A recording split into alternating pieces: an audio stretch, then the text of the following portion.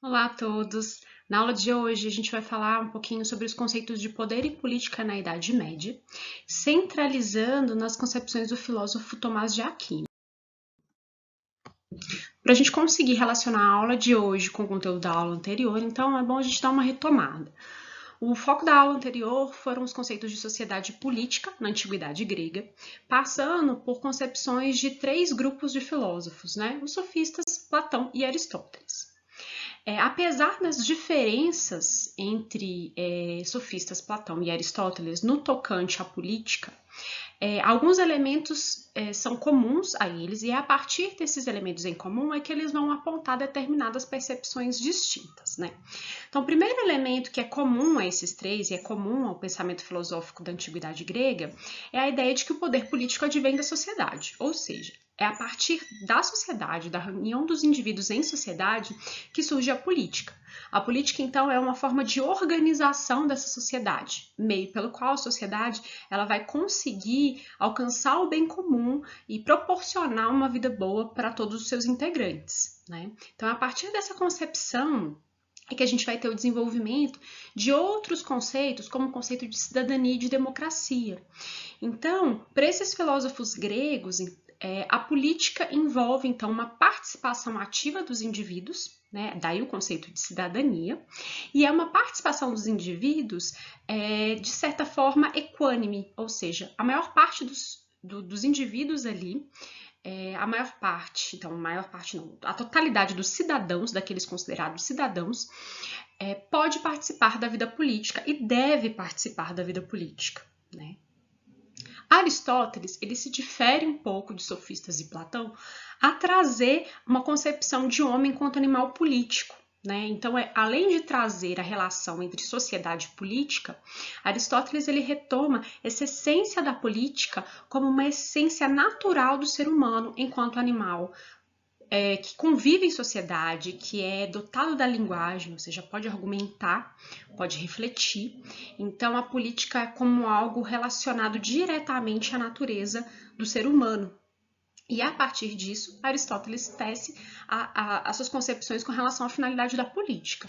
Então, o homem enquanto animal político que vai buscar, essas ações, buscar se organizar enquanto sociedade, ele tem por objetivo promover a justiça, a gente viu que existiam duas formas de justiça, e garantir a vida boa. Então, o objetivo, a finalidade maior da política era isso. E para tal, para que se conseguisse essa vida boa, Aristóteles vai tratar sobre a importância de formas de governo não corrompidas. Então, que ele não opta por uma forma de governo que seja superior às outras. O que Aristóteles pontua é que existem várias possibilidades de governo, de formas de governo. Então, a gente pode ter uma monarquia, uma aristocracia, uma democracia, e que elas podem ser tão positivas, ou seja, levarem a uma vida boa dos seus cidadãos, quanto elas podem ser corrompidas e se transformar em formas políticas que levam a benefícios individuais e particulares e não sociais. Então, a partir dessa ideia de formas de governo corrompidas e não corrompidas, Aristóteles vai falar sobre a relação, a associação direta entre política e ética. Então, a política, para ela garantir a vida boa dos cidadãos, para ela de fato garantir a sua finalidade, que é a justiça, ela tem que estar associada à ética, né? E essa ética, ou seja, a capacidade de escolher entre o certo e o errado, ela não é apenas uma ética política, uma ética social, no sentido de mais amplo, de pensar essa ética de forma mais ampla. A associação que Aristóteles traz é a associação entre a política e entre uma ética que é também individual. Então, para ele, não há uma separação, não há uma diferença entre a ética individual e a ética coletiva, E elas precisam estar associadas para garantir que a política, que essa forma de organização social, garanta a justiça e a vida boa. Okay? Essa concepção política grega, não só de Aristóteles, como dos sofistas e de Platão também, que são modelos que têm suas similaridades, elas partem de um modelo de governo ideal. Então, o que eles estão tentando pensar? Como seria esse governo ideal?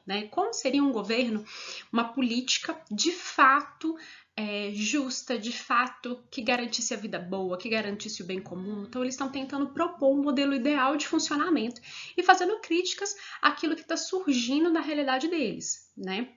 Então, a gente fala que essa concepção de política ela é normativa, porque ela estabelece determinadas normas, determinadas prescrições para que aquela política seja positiva, para que a política seja de fato benéfica à vida em sociedade.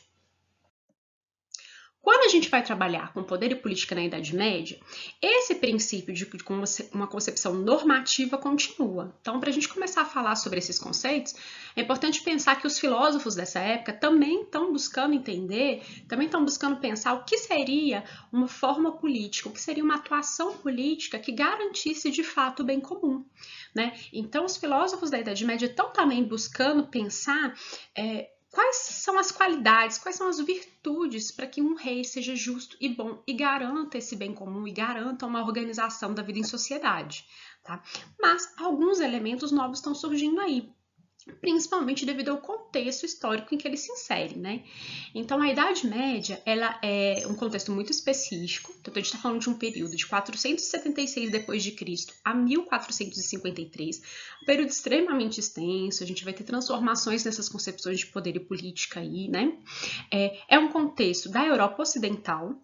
Isso é muito importante, que esses conceitos de poder e política que a gente vai discutir hoje não são conceitos que são também conceitos admitidos em outras partes do mundo, podem ser ou não. E é um contexto marcado pela descentralização política, ou seja, você tem um rei que governa determinados territórios ali da Europa, então são vários reis, né, porque a gente tem vários reinos, mas o que você tem é a predominância de um poder político local. Então, você tem uma aristocracia feudal que é dona de terras, que está ali exercendo um poder local, muitas vezes maior do que um poder real. Lembrando que o rei também é parte desse grupo aristocrata feudal, ele é grande proprietário de terras, mas acaba que esse poder ele não é um poder centralizado, ele é um poder descentralizado. E a Idade Média ela é um período marcado pela emergência desse poder da Igreja Católica, né? Então, você tem aí o cristianismo que surge na Antiguidade e que se torna oficializado pela Igreja Católica na Idade Média e que tem um poder espiritual e temporal enorme, né?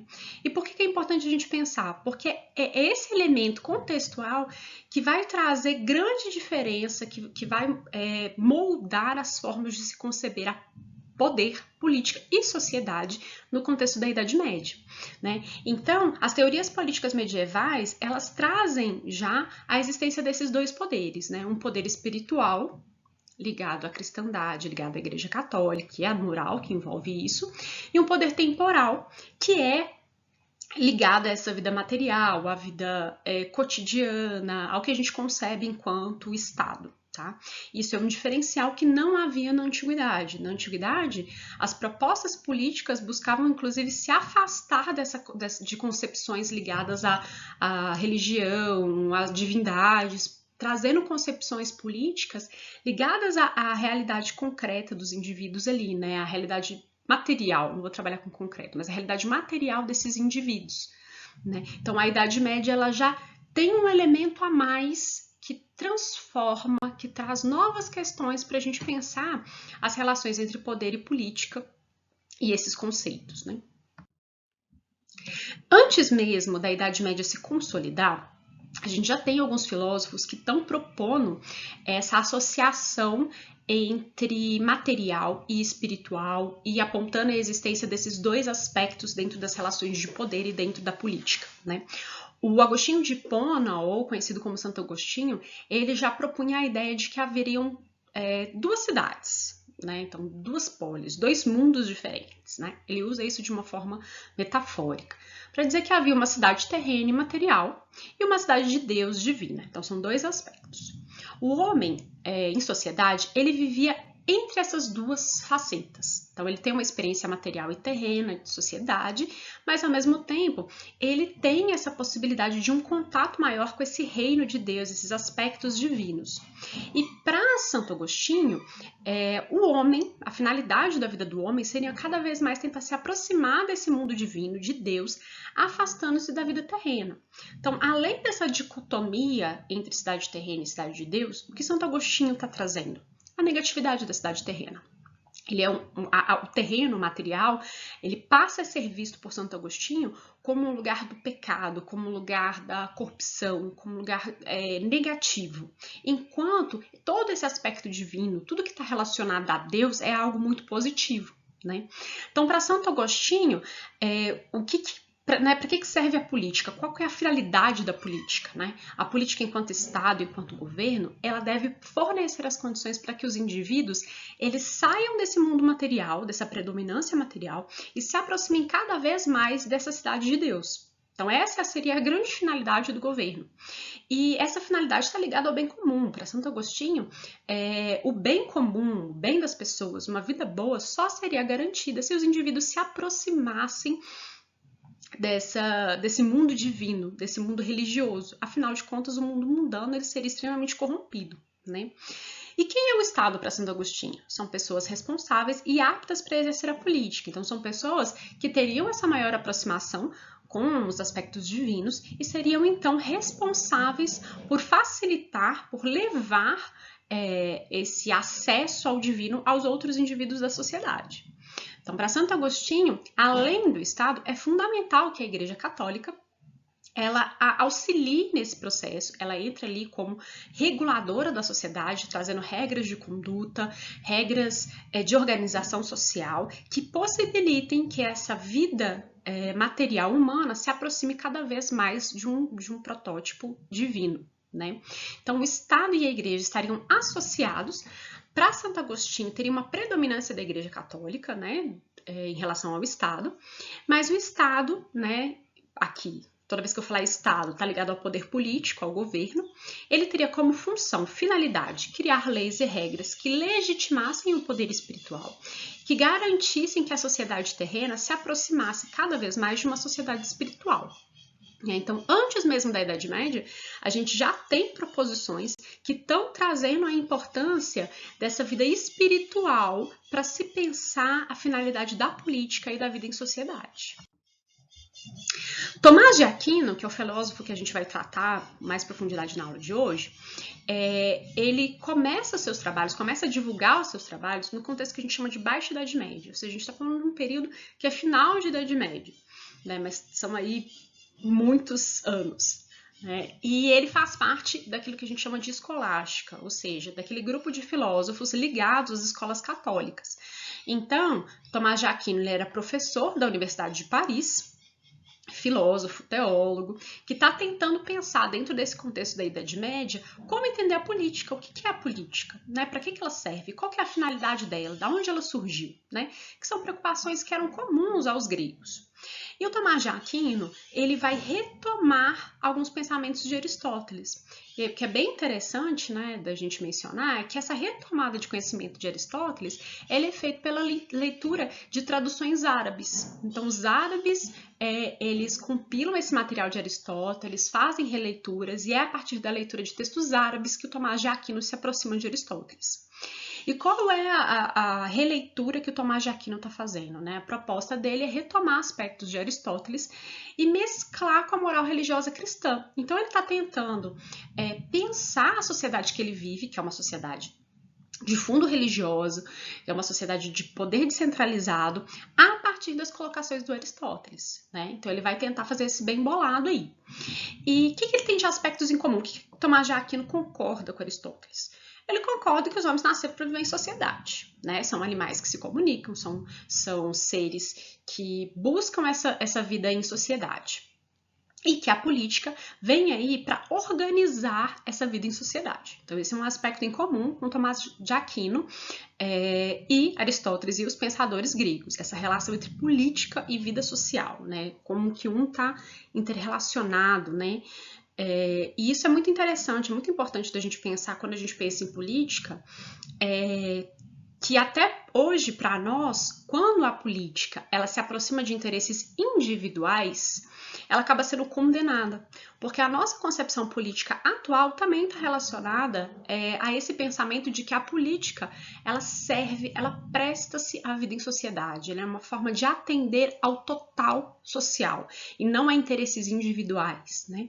E essa concepção aparece em Tomás de Aquino. Mas assim, como Santo Agostinho, Tomás de Aquino vê que essa vida em sociedade material, ela não é uma vida positiva, ela é uma vida que leva ao pecado, ela leva à corrupção, ela leva a uma série de aspectos negativos, né? E isso é bem contrário do que Aristóteles pensa, do que os gregos pensam. Os gregos veem essa vida cotidiana, material mesmo, como algo positivo. O homem está atuando politicamente ali, está vivendo dentro daquela sociedade, e não é um aspecto negativo inerente a essa vida material. E para Tomás de Aquino, sim. Para Tomás de Aquino tem um problema ali na vida material. Então, qual que é a solução? Né? Homens vivem em sociedade, o Estado organiza, mas aquela sociedade é uma sociedade que não é favorável, que não é vista de forma positiva. Como que a gente vai resolver isso?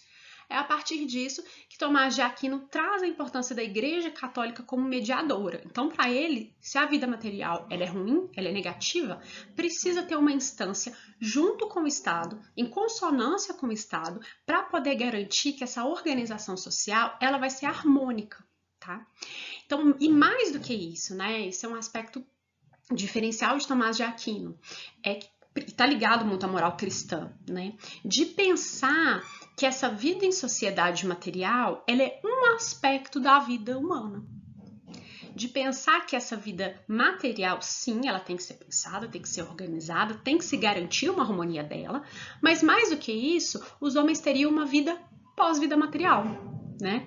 Então, eles teriam uma vida espiritual, uma vida pós esse mundo material. Né? Além, né? Não pós, né? Além desse mundo material, há uma vida espiritual e é importante, para garantir a harmonia social, que haja a salvação espiritual. Sem ela, não haveria essa harmonia em sociedade. Então, ele está trazendo um elemento a mais, uma instituição a mais para dentro desse poder político e trazendo a questão de um poder espiritual associado a um poder temporal, que é o que seria esse poder ligado à vida material, né?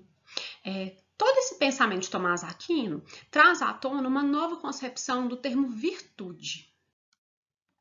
Então, para a gente retomar nisso, o termo virtude, ele aqui se associa aos conceitos de ética e moral, tá? E há uma associação de forma positiva.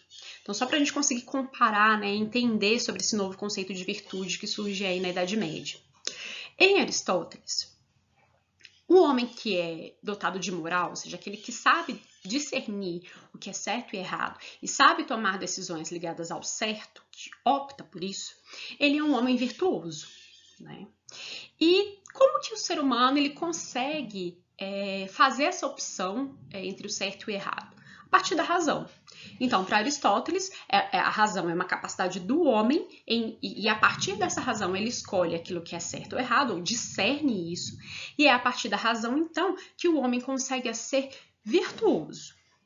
Nesse sentido, para Aristóteles, não há uma separação entre essa ação no mundo, que é uma ação que escolhe o certo, entre esse tipo de comportamento e a política. Né? A política, a busca pela organização social, pelo bem comum, ela tem que estar associada a essa razão, essa conduta ética do ser humano.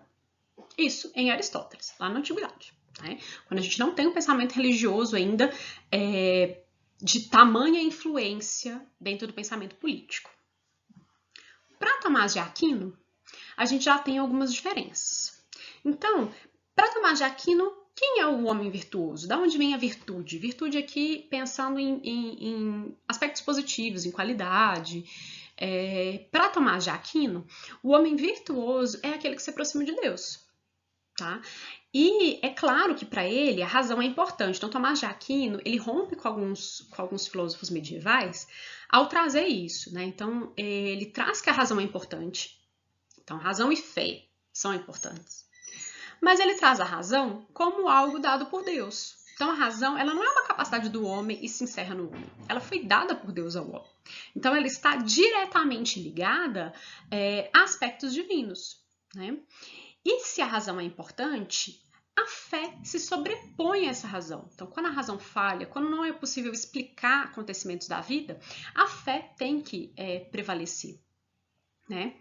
E a razão, então, que é dada por Deus, ela que fundamenta a lei dos homens, é ela que vai fundamentar, é a partir dessa razão, que é uma razão ligada a Deus, que os homens vão conseguir, então, atuar politicamente, elaborar as suas leis, né?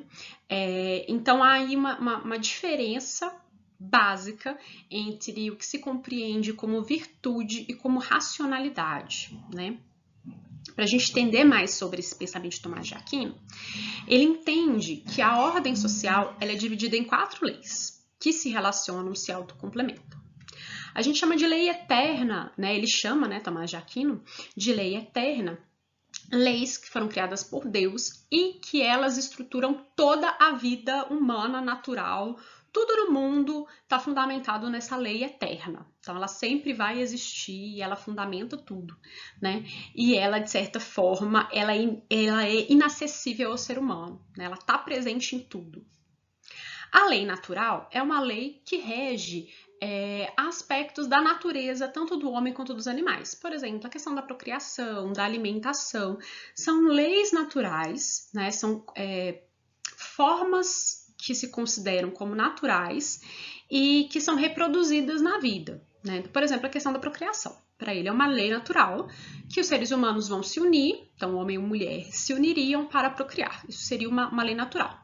E ela está diretamente ligada à lei eterna, porque esse fundamento da natureza humana, ele estaria associado a uma proposição divina que a gente desconhece.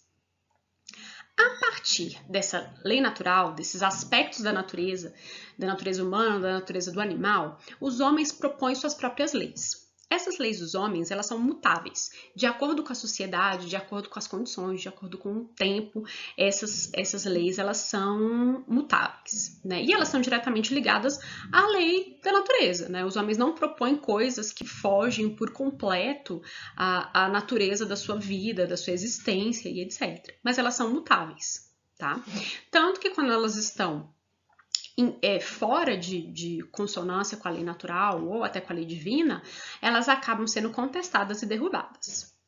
E por último, esse funcionamento estaria ligado, funcionamento da ordem social, teria uma lei divina, que é uma lei muito próxima à lei eterna, mas é uma lei que basicamente são os princípios morais cristãos. É a partir dessa lei divina é que os homens deveriam fundar as suas leis. Tá? Então, o que é importante em Tomás de Aquino para a gente pensar aí conceitos como virtude e ação política? Então, o homem virtuoso é aquele que está próximo a Deus. E a atuação política desse homem virtuoso, então a atuação política positiva, é aquela em que quando os homens eles estão atuando politicamente, eles estão pensando nas suas leis de organização, essas leis têm que estar associadas à lei divina, elas têm que estar relacionadas a esses princípios morais cristãos. Caso contrário, essas leis não são válidas, elas não levam ao bem comum e elas vão acabar sendo derrubadas, né? Então, um aspecto totalmente diferente de se pensar aí, é que para Tomás de Aquino, a virtude, assim como a ética, ela está relacionada ao pensamento religioso, ela está relacionada à existência de uma lei divina que precisa fundamentar as ações humanas, que fundamenta a natureza humana, né? E que, portanto, ela tem que ser o centro da vida humana, da vida do homem virtuoso e centro da vida política, né? Da ação política. Para a gente pensar outros aspectos que aí são em comum, para ajudar a gente a compreender essas concepções da Idade Média, outro aspecto importante é o que a gente chama de princípio de totalidade. Em comum, tanto Aristóteles quanto Aquino concordam com esse princípio de totalidade. Isso é, que o todo ele prevalece sobre as partes. As partes constituem esse todo, mas ele é mais importante do que as partes. Sociedade é isso. Para eles, a sociedade, o coletivo, o conjunto, ele é mais importante que as partes que estão ali constituindo ele, que os indivíduos, né? Então, a polis, que a gente chama, né, que é um termo grego que significa Estado, ele não é algo separado dos indivíduos, tá? Então, não é como a gente às vezes compreende hoje, o governo, o Estado, como uma entidade separada e que nós, indivíduos, nós, sociedades, estamos separados disso, né? Então, tanto para Aristóteles como Aquino, esse governo, esse Estado, ele não é autônomo, ele é formado pela própria conjunção das pessoas, né? Então, Aquino traz o conceito de multidão. Então, o Estado é formado pela multidão, pelo conjunto de pessoas que estão ali relacionados em sociedade. E esse todo, esse Estado, esse grupo, ele está diretamente ligado a todos os indivíduos que estão ali, né? Então, a organização desse Estado está relacionado à vida ética dos indivíduos, à vida ética individual. Esse é um aspecto importante para a gente pensar em Aristóteles e Tomás de Aquino, que não há uma separação. Então, voltando, né? Eles diferem com relação à ética, né? Então, Aristóteles trabalha um conceito de ética ligado à racionalidade, enquanto Tomás de Aquino, a ética está ligada à moral cristã, a essa lei divina. Então, eles diferem disso, mas apesar dessas diferenças, o que ambos concordam é que não há uma separação entre ética individual e ética política. Não tem essa separação. Então, aquilo que é certo para os indivíduos é certo para quem está no Estado, é certo para o Estado. Tá? O Estado, ele não pode atuar contra essa ética individual. Ela tem que estar em consonância, tá? Mas não é uma ética individual no sentido de um indivíduo. O Estado não pode atuar a favor de um indivíduo, mas de todos eles em reunião e da ética que está presente ali naquela vida em sociedade entre os indivíduos. Tá? Para Aristóteles, o Estado ele tem que fazer essa defesa da maioria, essa defesa da vida em sociedade. Inclusive, ele pode sacrificar elementos individuais para poder atender esse bem da totalidade. Né? Então, é o que a gente chama de governo da maioria, né? Que é a democracia. Você pode sacrificar elementos individuais, né? Necessidades individuais para atender esse governo da maioria. E para Aquino, então, né, nesse mesmo sentido, não seria possível você atender o bem de alguns indivíduos, de algumas partes, e isso ser considerado positivo, né? Então, a política, ela precisa atender ao bem coletivo, ao bem comum dessas várias partes que constituem esse todo que é o Estado. Né? Então, para Aquino também tem que ter uma relação entre o individual e o coletivo, entre os indivíduos que fazem parte desse coletivo, né? Para que o Estado garanta o bem comum, a justiça, uma vida boa para todos aqueles ali que fazem parte daquela comunidade. Tá? Então, ainda retomando aquilo que a gente havia falado, apesar das diferenças no tocante à compreensão de ética, do que é a ética, do que é um posicionamento virtuoso, ambos estão concordando que a política ela tem que estar voltada para a coletividade, ela tem que estar voltada para garantir que todas as partes que fazem parte da sociedade elas sejam atendidas enquanto coletivo, né? Não haveria essa separação entre interesse do Estado e interesse das partes, né? Teria que haver uma conciliação disso. Mas, então, trazendo uma diferença, né, para a gente finalizar esse pensamento aí, se há esse pensamento comum entre Tomás de Aquino e os gregos quanto à importância dessa coletividade, a importância dessa totalidade, retomo que para Tomás de Aquino os elementos religiosos eles são predominantes, faz parte desse pensamento medieval. Né? Então, se o Estado tem que pensar no todo, tem que pensar em garantir os bens comuns a todos, para Tomás de Aquino existem diferentes bens. Então, o Estado tem que garantir, sim. O governo tem que garantir o que eles chamam de bens comuns intermediários. O que são isso? Paz social. E o atendimento mínimo de necessidades. Saúde, educação, moradia, alimentação. Então, o Estado, a política tem que garantir isso, né?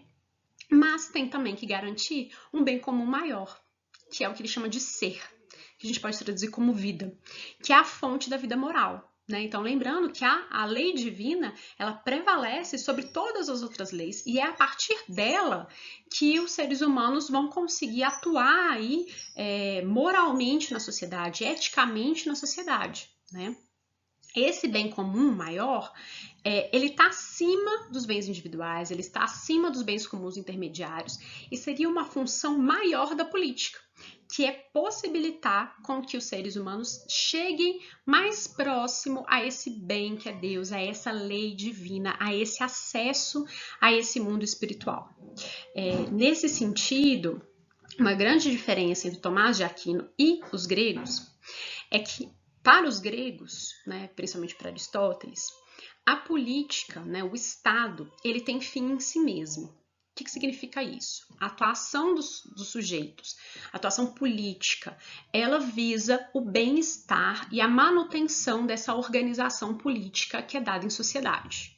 Então, para ele, a finalidade da vida política, a finalidade do Estado é se manter, se gerir, atuar para que haja sempre o bem comum e a justiça dentro daquele Estado. Para Tomás de Aquino, dentro do pensamento medieval, o que a gente tem ali de extra? Então, a gente viu que tem extra a inserção da moral cristã dentro do pensamento político, né? A ação política virtuosa é aquela associada à moral cristã. E mais do que isso, a finalidade da política não está em si mesma, não está em garantir as condições materiais de sobrevivência do homem. Ela é extra, ela está além. A função da política, a finalidade dela é garantir também uma vida espiritual, é garantir também a salvação, é garantir também condutas morais virtuosas, que são condutas cristãs, que vão garantir a salvação para além daquele mundo material. Então, a finalidade da política deixa de ser essa vida material proposta pelo Aristóteles e passa a ser, além da vida material, esse mundo da salvação. A cidade de Deus, como diria Santo Agostinho, né? Uma finalidade extra que permeia aí a vida política, né? Então, a importância da gente pensar Tomás de Aquino é justamente essa, é a gente trazer para esse campo de pensar conceitos como poder e política, trazer à tona a moral cristã. Como que essa moral, ela passa a ser relevante, ela passa a influenciar os posicionamentos, as ações políticas dos indivíduos e a própria compreensão da política, né? O que é política? Qual que é a finalidade dela? Né? Qual que é o indivíduo que é o mais adequado para atuar dentro da política? É aquele que está associado à moral cristã ou não? É aquele que propõe outra moralidade?